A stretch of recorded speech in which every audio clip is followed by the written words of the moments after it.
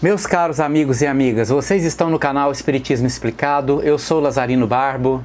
Hoje vamos dar continuidade ao estudo das perguntas que são deixadas aí no canal. É um dos trabalhos que eu me sinto mais gratificado, é o de poder estar respondendo essas questões que são colocadas pelos seguidores do canal. E nós vamos começar pela nossa seguidora Maria Madalena. Ela tem 3 questões muito interessantes. A primeira questão da Maria Madalena é: amigo Lazarino, eu na maioria dos meus sonhos, eu vou sonhando e vou falando alto o sonho. Choro, ri, mas quando acordo não me lembro direito do sonho e vai passando aqueles flashes na minha cabeça. Meu marido sabe tudo que sonho. Às vezes eu tremo muito, aí ele me chama. Ele disse que eu respondo e eu não me lembro. Maria Madalena, esse tipo de sonho é ligado aos diversos tipos de sonambulismo. E este tipo de sonambulismo, como acontece com você, pode ter um componente mediúnico. Na medida em que, quando a pessoa está falando do que está sonhando, ela está vivenciando coisas no plano espiritual. Existem pessoas com este fenômeno que podem relatar, por exemplo, encontros no plano espiritual com familiares que já desencarnaram. A pessoa que está do lado de cá conversando com o médium pode fazer perguntas para ele, perguntando o que é que ele está vendo, com quem ele está conversando, e obter respostas muito precisas. Este dom não deve ser estimulado, porque na medida que se estimula qualquer dom, é como um músculo que você exercita e aumenta a potência, aumenta a capacidade. Então deixa como está, tranquilamente, não aprofunde muito e deixa que a vida vai encaminhando este dom. E à medida que você for trabalhando a sua mediunidade no centro, nos dias e horários próprios para o desenvolvimento e atividade mediúnica, você vai perceber que este fenômeno vai tendendo a diminuir de intensidade e alguns até desaparecem, outros não. Mas é perfeitamente normal e pode ter sim um componente mediúnico muito interessante. A Maria Madalena tem um outro comentário interessante que eu gostaria de comentar sobre o comentário dela. Ela diz o seguinte: há muito tempo atrás fui numa casa de umbanda, porque eu passava muito mal com os problemas espirituais. Chegando, passei mal. Quando melhorei, a dona do terreiro falava para mim que eu era uma médium muito boa e nós íamos ganhar muito dinheiro. Fiquei com medo e não voltei lá mais. Primeiramente, Maria Madalena, você fez muito bem em não voltar lá mais. Mas esse tipo de atitude nem sempre está ligado a Umbanda. A maioria dos terreiros de Umbanda são muito sérios e usam os princípios da caridade, dando de graça aquilo que de graça recebem. Mas sempre, em qualquer lugar, existem aquelas pessoas que não entendem direito a mensagem e usam a mediunidade como meio de vida. Não devemos conceber jamais que a religião se torne um meio de vida, um meio de enriquecimento, um meio de ganhar dinheiro. A religião deve ser exercida com os princípios de Jesus. Dai de graça o que de graça recebestes. Não se concebe que você chegue num centro espírita e alguém cobre qualquer coisa relacionada à prática mediúnica para poder servir de meio de enriquecimento de qualquer pessoa. Isso é uma prática abominável. Mas não podemos generalizar para Umbanda. A maioria dos terreiros de Umbanda trabalham com este princípio de Jesus, que é dai de graça o que de graça recebestes. E a Maria Madalena tem um terceiro questionamento. Eu, quando vou nas casas espíritas, sempre passo mal. Na palestra, começo a abrir a boca com muita sonolência. Sinto desespero, vontade de chorar, de falar. Parece que vou crescendo, ficando grande. Tem vezes que quando entro na sala de passe, já entro com a ajuda das pessoas, já entro chorando ou gritando. Eu tenho muita vergonha de passar por isso. Maria Madalena, a sua mediunidade, ela vai se equilibrar à medida que você for exercitando. Isto é muito comum. Você passa mal nas casas espíritas por conta da sua mediunidade de psicofonia. Quando você vai para o centro, o ambiente espiritual do centro propicia as manifestações mediúnicas. E aí o processo da psicofonia intensifica, porque o centro espírita é o lugar de socorrer os espíritos. E essa situação de você sentir desespero e vontade de chorar é porque você está captando a energia dos espíritos sofredores, que é quem estão em estado de desespero e muitas vezes chorando. Você recebe a energia deles E nesta situação, os dirigentes da casa espírita têm que ter muita paciência e entender que é necessário socorrer estes espíritos. Mas à medida que você for exercitando a sua mediunidade, você vai encontrar dentro da sua própria mente o equilíbrio necessário para poder ter domínio sobre isso. Mas isto só vai acontecer com o exercício da mediunidade. Os estudos vão ajudar, os cursos que você fizer vão ajudar muito, mas apenas o exercício vai te dar esse poder de ter domínio sobre a sua própria mediunidade. É muito natural. E observa uma coisa interessante. Você está dizendo aqui que fica abrindo a boca com muita sonolência dentro do centro. E isso está relacionado à mediunidade de efeito físico. Você doa muito ectoplasma, e este ectoplasma é matéria-prima para poder auxiliar encarnados e desencarnados, porque é uma energia de transição. Através do ectoplasma se leva recursos daqui do plano físico para ajudar os espíritos sofredores profundamente ligados à esfera física. E também trazem recursos do plano espiritual para ajudar encarnados doentes que procuram centros espíritas relacionadas a fluidos do plano espiritual. Médiuns de efeito físico têm essa característica de ficar sonolento, abrindo a boca, às vezes semiconsciente, porque está doando fluido e isso ocasiona esse efeito colateral. Mas acostume-se com ele, que também com o exercício da mediunidade você vai tendo o controle necessário para poder não receber influências fora do lugar.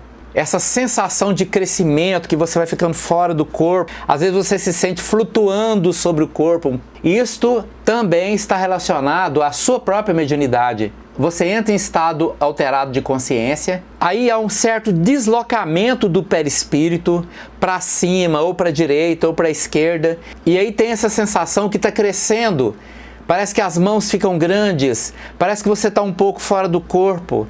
Então não se desespere nesse momento, eleva o seu pensamento, faz uma prece que você vai conseguir ir dominando todos estes fenômenos, cada vez mais tendo domínio sobre eles. E você disse aqui que fica com muita vergonha de passar por isso. Não fique, é perfeitamente natural. Centros espíritas são lugares para poder atender espíritos, senão não tinha finalidade de ter centro espírita. Estudar o espiritismo nós estudamos nas nossas casas, nós pegamos os livros e lemos. É importante estudar no centro espírita também, mas centro espírita é pronto-socorro de espíritos. E a grande maioria dos espíritos sofredores são atendidos nos centros espíritas através dos médiuns. E os médiuns não chegam nos centros espíritas desenvolvidos, com domínio da mediunidade, com controle da mediunidade. Não, isto vem com o tempo. O despertar da mediunidade, na maioria das vezes, é acompanhado por diversos distúrbios.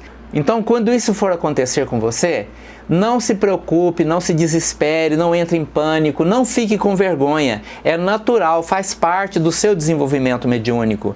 E esta vergonha tem que servir como objetivo único, de te tornar humilde, compreensiva, para que você possa passar por essas dificuldades até que a sua mediunidade se equilibre completamente.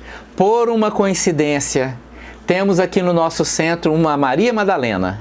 Ela tem o apelido de Leninha. Ela passou por todos estes fenômenos que acontecem aqui com você, por uma coincidência. Eu não sei se toda Maria Madalena que é médium passa por isso, mas a nossa Leninha daqui, ela passou exatamente por tudo isso. E hoje ela tem uma mediunidade absolutamente equilibrada, sob controle. Então isto que está acontecendo com você é normal, é natural.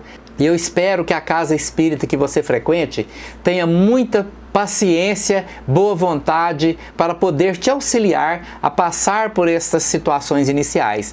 Depois se equilibra a mediunidade e isso desaparece. A nossa amiga Rafaela Desordi, ela viu o vídeo sobre sintomas da mediunidade e ela comentou o seguinte: eu estou com muito medo, não consigo lidar com isso. Não quero ficar vendo isso. Rafaela, mediunidade não é doença. Então estude a mediunidade para que você possa compreendê-la e dominá-la e tê-la sob seu domínio, sob seu comando. Mas lembre-se de uma coisa muito importante: a mediunidade tem um objetivo. É você trabalhá-la, usá-la para servir as pessoas. Logicamente, dentro de uma casa espírita, Quando você começar a aprender sobre a mediunidade, estudar bastante, você vai ver que é possível ter controle sobre ela, ter domínio sobre a mediunidade, para que ela seja útil, benéfica, para que você possa usá-la para servir à humanidade e cumprir o destino que te colocou nessa trajetória deste dom que é tão importante para tantas pessoas. Mas é muito importante, Rafaela, que você vai conversando com você mesma, vai te explicando que esta mediunidade não pode te fazer mal. Porque na medida que você vê coisas que estão relacionadas ao plano espiritual, você também tem a sua proteção espiritual. Seus mentores espirituais estão sempre do seu lado. Então ore, eleve o seu pensamento a Deus, tenha muita confiança em Deus e nos seus mestres espirituais. Eles vão te ajudar a ter domínio sobre a sua mediunidade.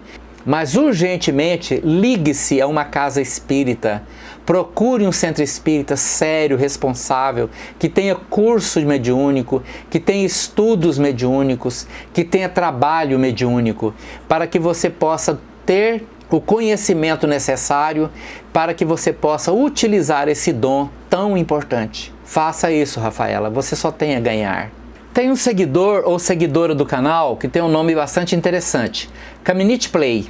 E este nosso amigo ou amiga comentou o seguinte: amigo, uma questão, somente para ter mais clareza. Então, pessoas com deficiência física são pessoas que em vidas passadas ou histórico da existência foram de alguma forma ligadas a situações negativas? Com certeza. Para você compreender isso, nós temos até outros vídeos no canal que explicam sobre isso, sobre os processos da reencarnação e sobre as situações ligadas, por exemplo, a malformações fetais. Temos vídeos específicos sobre esse assunto aí no nosso canal.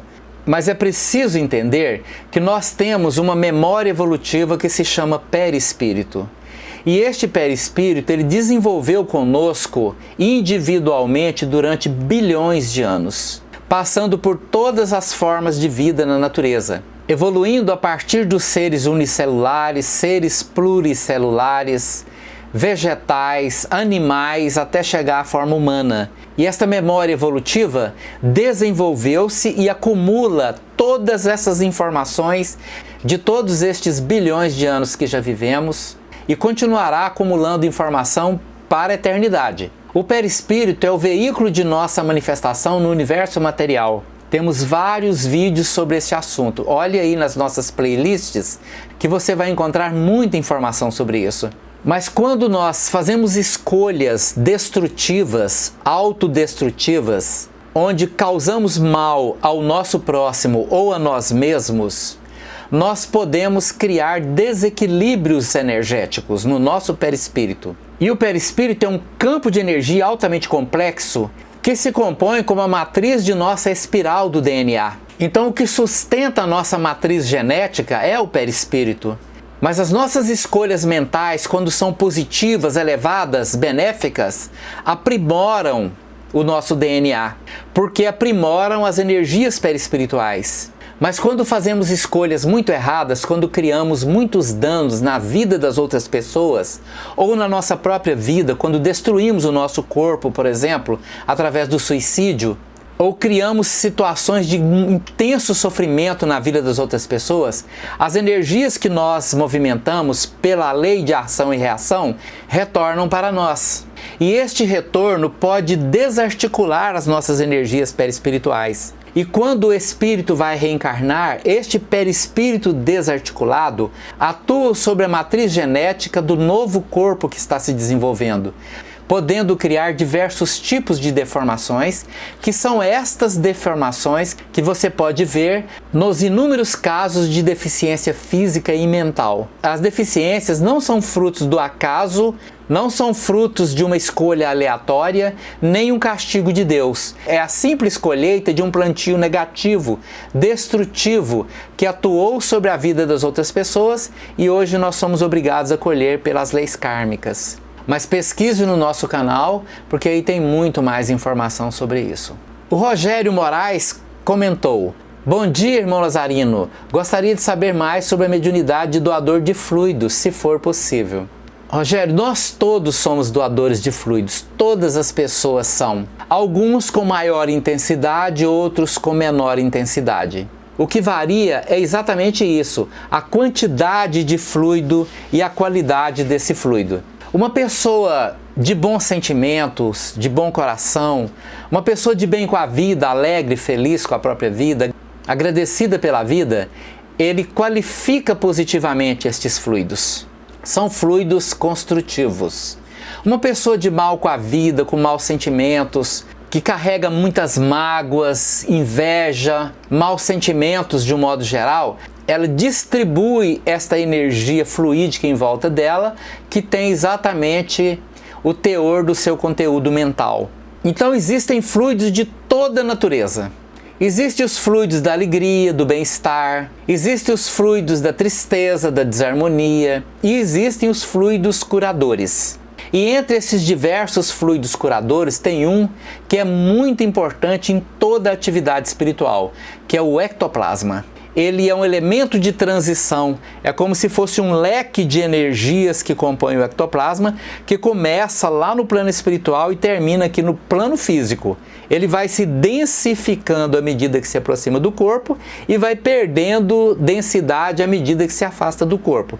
Por isso nós chamamos de um elemento de transição. Através do ectoplasma, os espíritos podem atuar no mundo físico e os encarnados podem atuar no mundo espiritual. E as pessoas que têm o poder de doar muito ectoplasma são os médiuns curadores. Eles impõem as mãos sobre as pessoas através do passe, através dos tratamentos de curas, conseguem diminuir a intensidade das doenças ou curar de fato as pessoas, ou ajudar para que a espiritualidade possa misturar fluidos do plano espiritual no seu ectoplasma para que então possa ter ação tanto nos espíritos desencarnados doentes quanto nos encarnados doentes também. Então a fluidoterapia, através da fluidificação das águas, através do passe, através dos tratamentos de cura, são efetivados através destes fluidos que nós médiuns somos capazes de doar. É muito interessante esse estudo e nós interferimos muito nele.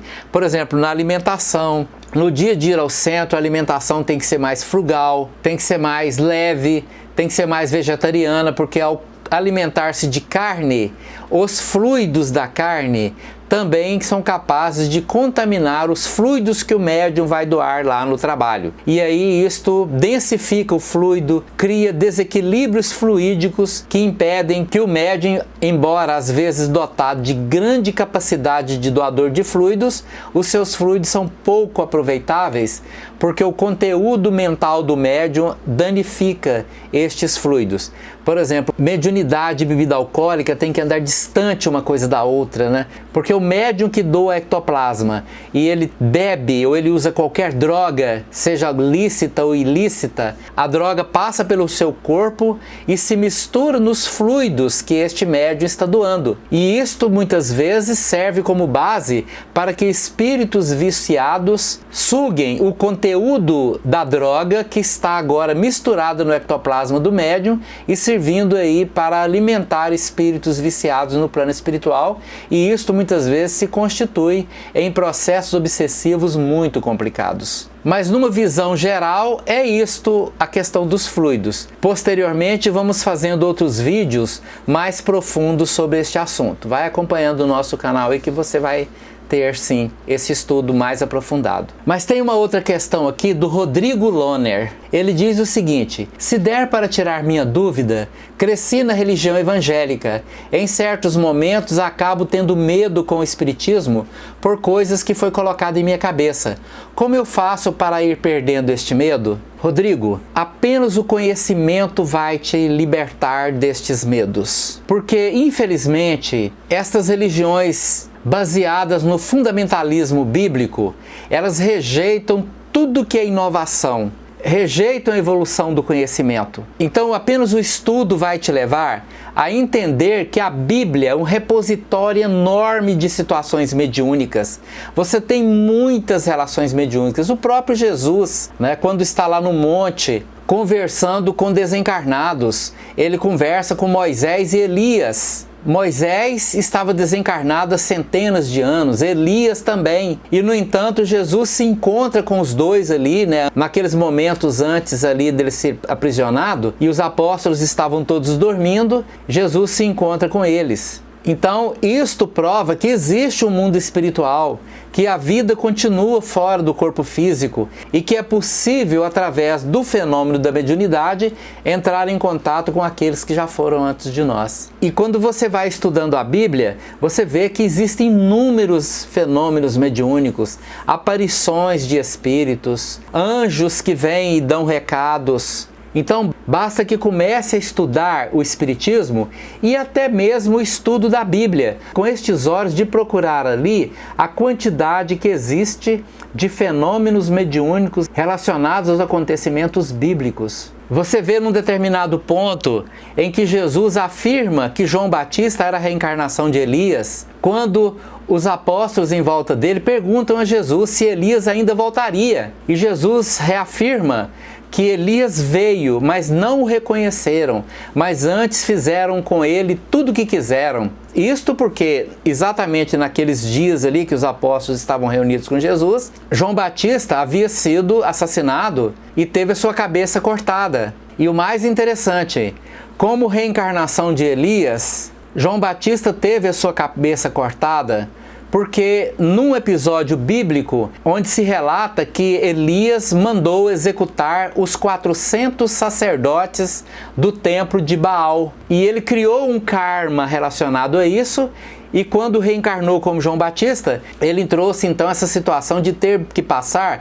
por tudo aquilo que ele fez os sacerdotes passar, ou seja, ele mandou matar os sacerdotes, né? Do templo de Baal. Mas então lá no Evangelho diz que os apóstolos entenderam que Jesus, ao dizer que o profeta Elias já tinha retornado, mas eles não reconheceram, fizeram com ele tudo o que quiseram, os apóstolos entenderam que Jesus estava falando de Elias. A reencarnação que Jesus relata que ninguém entrará no reino do céu se não nascer de novo, porque a reencarnação é um processo de aprimoramento. Nascer de novo é a reencarnação. Embora hoje isso tenha sido confundido com o batismo, isso não é verdade. Na realidade é a reencarnação, o nascer de novo é a reencarnação, é a evolução através da reencarnação, onde Deus sempre nos dá uma nova oportunidade. Pensa comigo, Rodrigo. Que justiça haveria se não tivesse a reencarnação? Uma pessoa que não tem a oportunidade de refazer a sua vida, de reconstruir-se. Imagine a justiça de Deus sem as vidas passadas. Como é que poderia, por exemplo, nascer uma pessoa perfeita, com um corpo perfeito, com uma mente perfeita, e nasce outra pessoa deficiente, sem nenhuma oportunidade, sem nenhuma chance?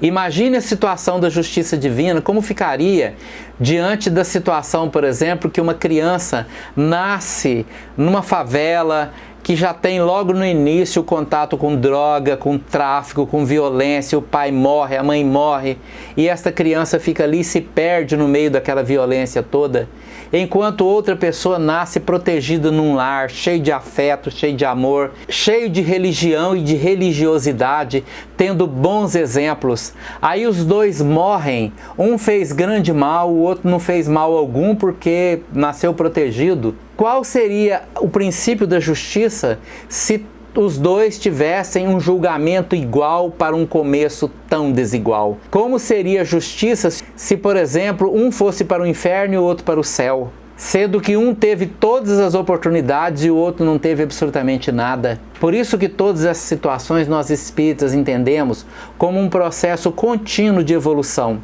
um processo permanente de crescimento espiritual, que vai ser usado sim para que nós possamos nos reconstruir, nos melhorar, saldar as nossas dívidas diante da nossa própria consciência, para que possamos crescer. Porque nós acreditamos piamente naquilo que Jesus disse: das ovelhas que meu Pai me confiou, nenhuma se perderá. E nós somos essas ovelhas confiadas ao Divino Mestre Jesus. Então estude bastante, Rodrigo, que você vai conseguir afastar este fantasma aí dos medos. E nós temos uma última questão aqui da Mari Xavier. Ela diz o seguinte: boa noite, meu amigo, gostaria de tirar uma grande dúvida. Trabalho uma vez na semana no centro, mas tenho uma mediunidade muito ostensiva, sou muito procurada pelos espíritos sofredores. Fico a pensar se estou me prejudicando ao dar passividade a eles em casa, pois sinto um alívio, porque fico sem saber ao certo o que devo fazer, pois faço as preces, mas mesmo assim sinto muitas presenças e tudo o que eles sentem. O que devo fazer? Mari, com o exercício da mediunidade, ela vai se disciplinando, mas não existe regras iguais para todos os médiuns. Se há um alívio, um equilíbrio da sua mediunidade, então continue agindo dessa forma, com a certeza e a confiança de que a espiritualidade vai te apoiar onde você estiver. Mas não se afaste do centro de jeito nenhum. E tenha como meta, como objetivo, ter a condição de receber os espíritos somente no centro. Vá se disciplinando aos pouquinhos com paciência para que você chegue a este ponto de receber espíritos só no centro espírita. Porque a nossa casa não está preparada, na maioria das vezes, para o exercício destes fenômenos. Porque na nossa casa tem outras pessoas e às vezes essas pessoas podem ser influenciadas pelas presenças dos espíritos dentro da nossa casa. Mas existem mediunidades muito ostensivas como é a sua, e às vezes o médium precisa de um exercício mais intenso da sua mediunidade. Existem centros que têm trabalhos mediúnicos mais de uma vez por semana, mas existe aquela situação também que nem sempre nós podemos ir mais de uma vez naquele trabalho mediúnico, né? Eu conheço uma pessoa que ela trabalha em 2 centros espíritas, em dias diferentes, exatamente por situação como essa sua, porque ela precisa muito do exercício mediúnico para o seu próprio equilíbrio, exatamente porque os espíritos sofredores a procuram muito. Então confie nos seus mentores espirituais. Se você tiver uma manifestação muito intensa, com equilíbrio, receba mesmo na sua casa, mas tenha como meta você ir disciplinando-se, para que chegue um ponto em que você possa atender os espíritos apenas nos centros espíritas. Continue orando, exercite a sua mediunidade. Com o exercício da mediunidade, o exercício regular, disciplinado da mediunidade, a tendência é que esta mediunidade vai entrando no estado de equilíbrio e aí estes fenômenos deixam de acontecer fora do lugar certo. Mas não se constranja, não tema, porque com amor, com responsabilidade, nós atraímos as influências espirituais positivas, nós temos vínculos com o plano espiritual, principalmente com os espíritos que atuam no centro espírita que nós frequentamos, e com isto você pode ter a certeza absoluta que eles vão te socorrer onde você estiver. Muito obrigado pelo seu questionamento. Então, muito obrigado pela atenção de todos vocês, muito obrigado pelos questionamentos. Se vocês gostaram desse vídeo, deixe aí o seu like, inscreva-se no nosso canal e compartilhe com os amigos. Muito obrigado.